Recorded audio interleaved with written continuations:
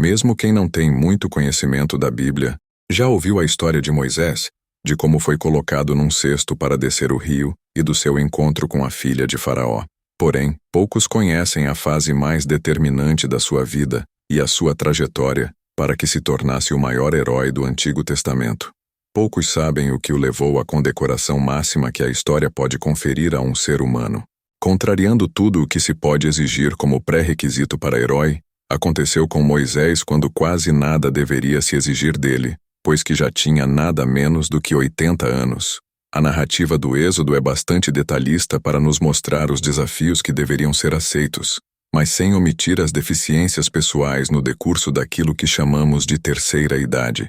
A pergunta que se estabelece é: por que Deus chamou justamente Moisés? Em primeiro lugar, Deus o chamou porque mesmo aos 80 anos ele ainda era capaz de sonhar. A grandeza do Egito e a imponência dos seus monumentos, hoje chamados de faraônicos, não são sombra do que eram na época de Moisés. Então, como conceber que ao sair do palácio não ficasse estarrecido com pirâmides e esfinge, mas com o sofrimento do seu povo? Como imaginar que Moisés, diante do poder infinito de Faraó, pudesse sonhar com a liberdade de um povo que há 430 anos vivia o pesadelo da escravidão? Duas palavras do nosso vocabulário dificilmente andam juntas: sonhos e planos. Isto não acontece porque não somos capazes de sonhar uma realidade melhor, mas sim porque nossos planos esbarram no pessimismo da realidade. Contudo, uma das exigências que a conduta cristã nos impõe é que sejamos exceções a esta regra. Para o cristão, a realidade é a sonhada e não a vivida. Outro judeu, chamado Paulo, vai declarar que a vitória do sonho sobre a realidade não é uma utopia, mas uma necessidade imperiosa. Não atentando nós nas coisas que se veem, mas nas que se não veem, porque as que se veem são temporais, e as que se não veem são eternas. 2 Coríntios 4:18. Assim como fez com Moisés, Deus nos impulsiona para investirmos na realidade não palpável dos nossos sonhos mais impossíveis. Todo o investimento de Deus em nós é uma proposta para que sejamos seus colaboradores na construção de um reino em que sonhos e planos andem sempre juntos. Moisés foi escolhido porque tinha uma enorme capacidade de superar as suas deficiências. A Bíblia nos conta que Moisés desfiou um rosário de desculpas para não aceitar o desafio de libertar o povo, impedimentos bem pertinentes para uma pessoa na sua idade. O que seria mais comum de se esperar é que Deus fizesse em Moisés uma recauchutagem geral, que ele rejuvenescesse uns 40 anos e aí sim assumisse o seu encargo. Nada disso. Deus enviou Moisés a Faraó com toda a sua gagueira, dores nas costas, pernas inchadas e coração fraco. Costumamos pensar que quem serve para ser usado por Deus é sempre o mais forte, o mais inteligente e o mais bem adaptado.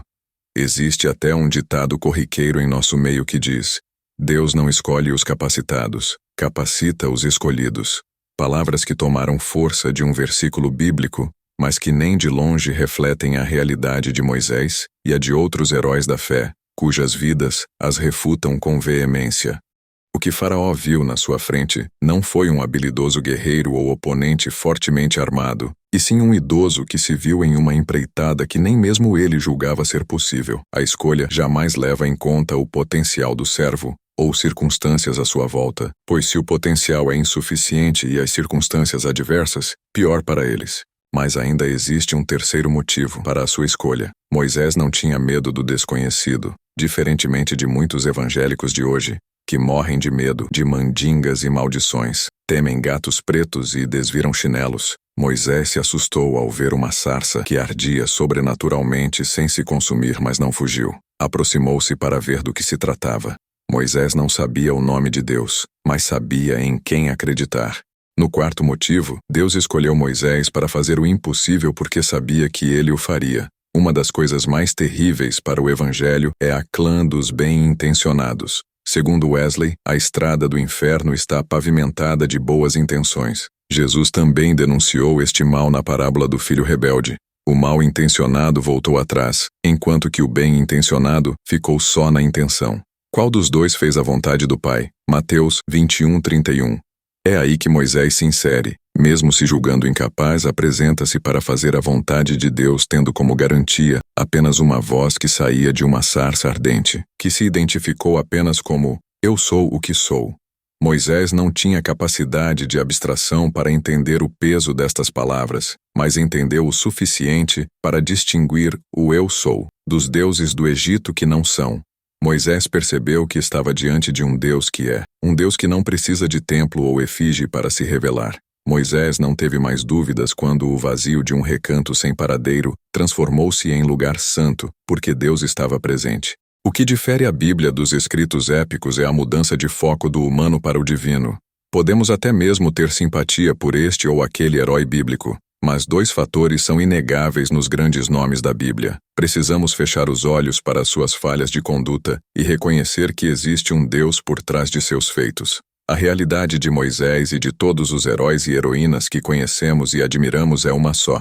A história é escrita por pessoas pequenas e comuns, mas grandemente usadas por Deus. Moisés é o antagonismo às palavras do Barão de Itararé. Pois quando Deus irrompe a nossa história, de onde menos se espera, é que tudo passa a acontecer.